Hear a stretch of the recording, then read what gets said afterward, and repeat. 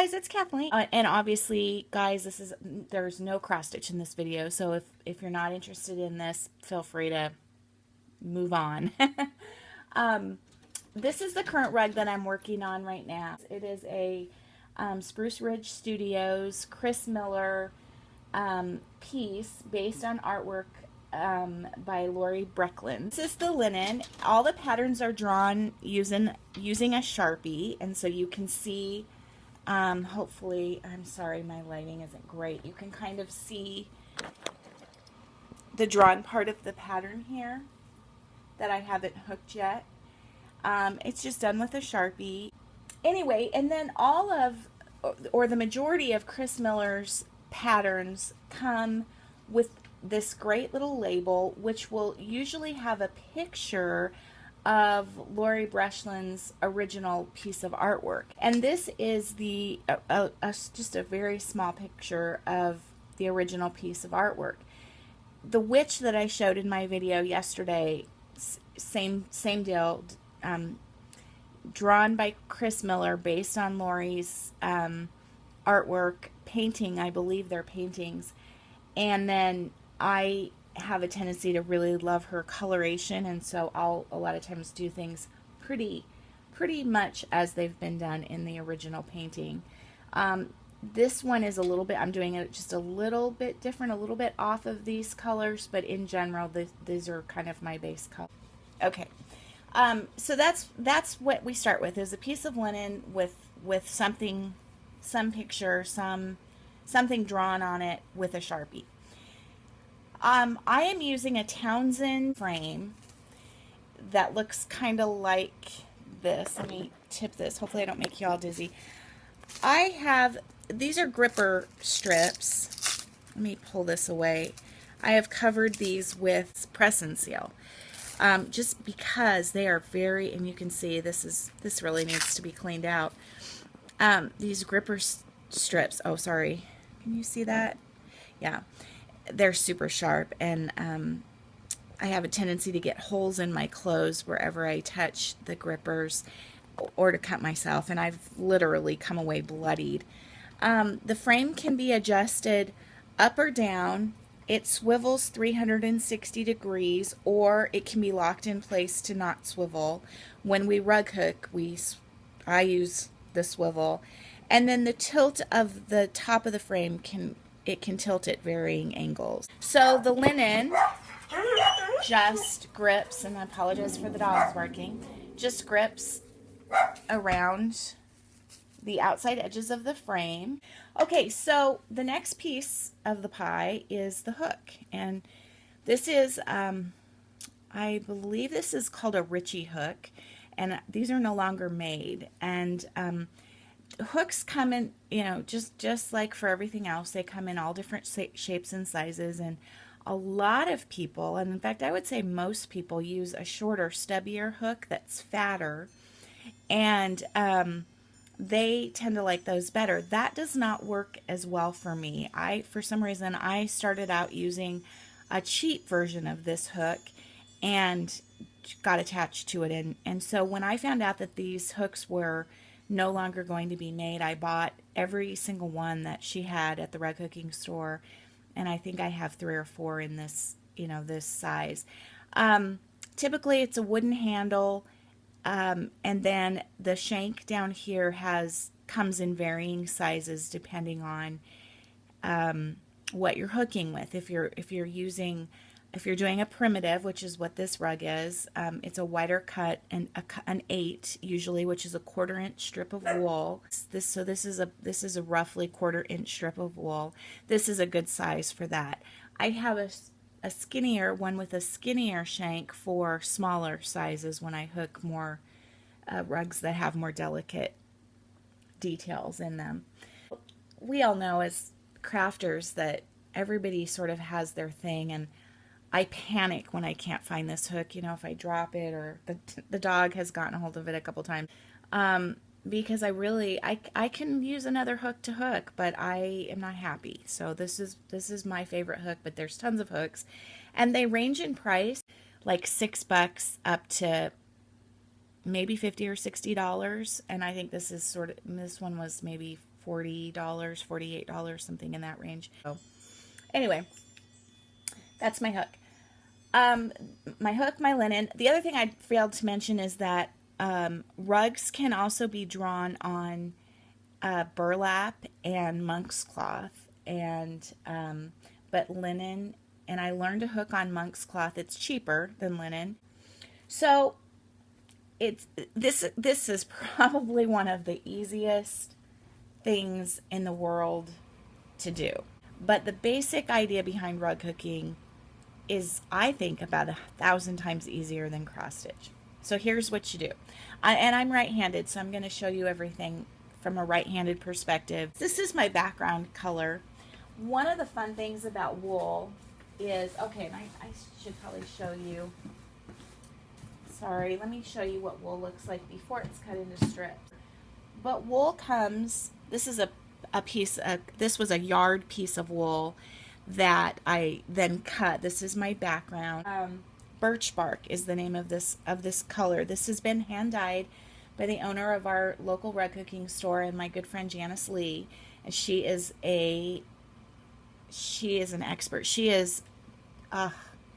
She can hand dye wool like nobody's business. The woman knows her stuff, and half of the fun, I think, in rug hooking is picking out your colors. And you know, if you go in and ask for help in color planning a rug, Janice will show you 1,000 pieces. If she's going to show you one piece of wool, she's going to show you 1,000 pieces.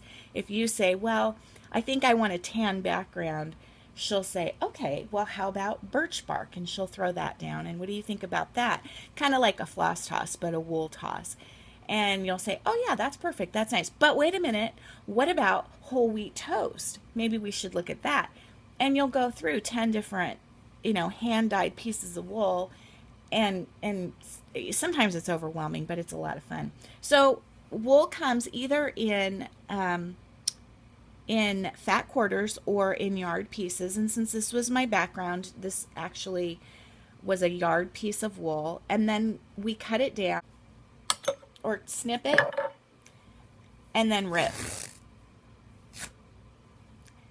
And then that piece can be run through the cutter to end up with, on my cutter, to end up with 6 pieces that look like that. So that's kind of that whole process and how it works, and really easy. You do need a cutter. Okay, so I have a 1/4 inch piece of wool. This is a primitive style rug, and I hold my hook in my right hand, and I take my wool and I hold it like this between my fingers. You don't want your wool to twist on the back, okay? So here's why. These rugs are done to put on the floor. I do not put all of my rugs on the floor, but I do have rugs on the floor that I hand hooked, and the pets walk on them and people walk on them. I don't want people with dirty shoes to walk on them. I don't want people to track snow on them, but it's not the end of the world too. They can be vacuumed, they can be shaken, they can be batted outside with a broom, and they will last a lifetime. I mean, they'll last forever and ever. But if the wool is twisted on the bottom, say like that, then of course this is going to wear and rub more on the floor, and every time, if the rug is on the floor and every time somebody walks by, that's going to be the piece that's going to wear. So the flatter the wool is on the back, the better off we are. And so that's just one rule of thumb, no twisted backs. Okay, so I take my left hand and I go under my rug, inside my frame, and I take my hook and and notice on this that it's wider, the shank is wider here towards the middle and narrower here. I want to drive the shank all the way into the linen until it comes to this point, because I want to make that hole fairly large so that I can bring the wool up through it. But I want to make it easy enough for me to bring the wool up. So I'm going to drive the shank into the wool till it hits that point. With this hand underneath, just like this, kind of guiding, not gripping, but guiding and keeping it so that it doesn't twist, I'm going to bring up an end. And to start, I might leave it that long. You know, if you're running out of wool, maybe I'll just leave it that long.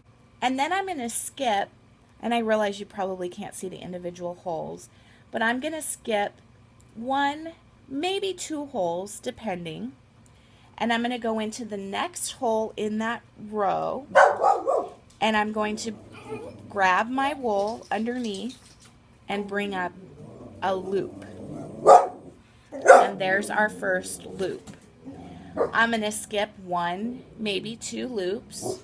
This is rather, you know, it's fairly thick, so I'm going to skip maybe 2 loops, and or 2 holes in my linen, and I'm going to bring up my next loop even with my first one.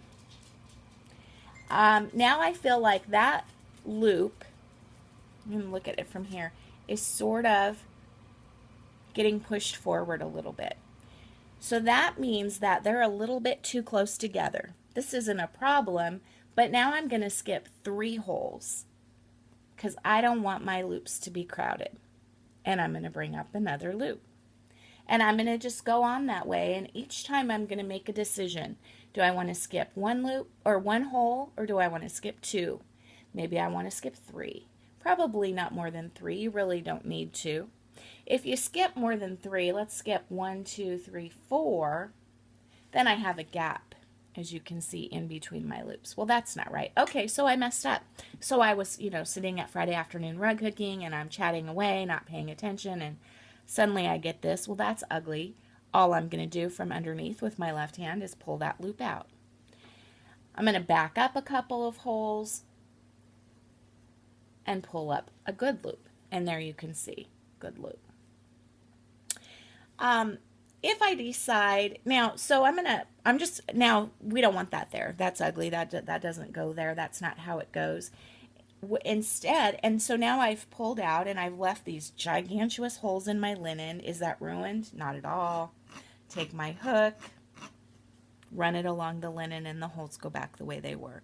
This particular rug, I started out hooking it in a different style, and I did not like the way it looked. And so I ripped almost the whole thing out and am restarting it with cut loops. No problem. No problem at all.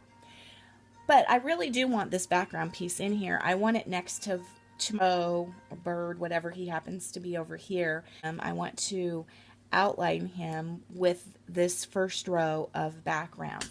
So I'm going to come over here, and I tend to hook high and rather tight.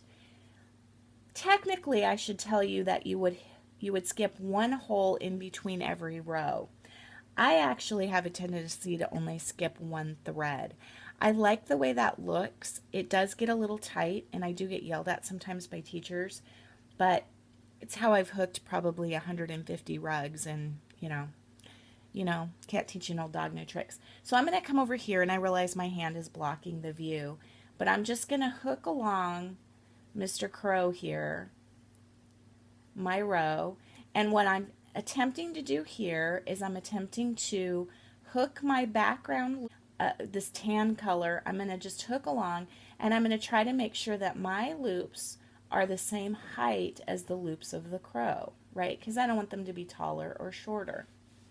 And so there we go. I hooked. Can you guys kind of see that? When you start, your loops aren't perfectly even.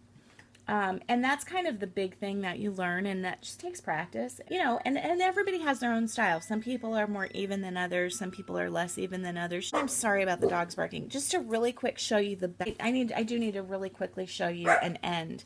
So I don't want to end this here technically. I want to continue on over to here. But let's say that was the end of that row. I would bring that up. I would bring that end up. I would take my scissors. Applique scissors work nicely, just like this, and cut your ends. So now my end is up. It's on the front side of the fabric, but it's cut even with my loop, so you don't really see it. Well, I hope you were able to kind of see, and I hope everybody's having a great day. Talk to you soon. Bye-bye.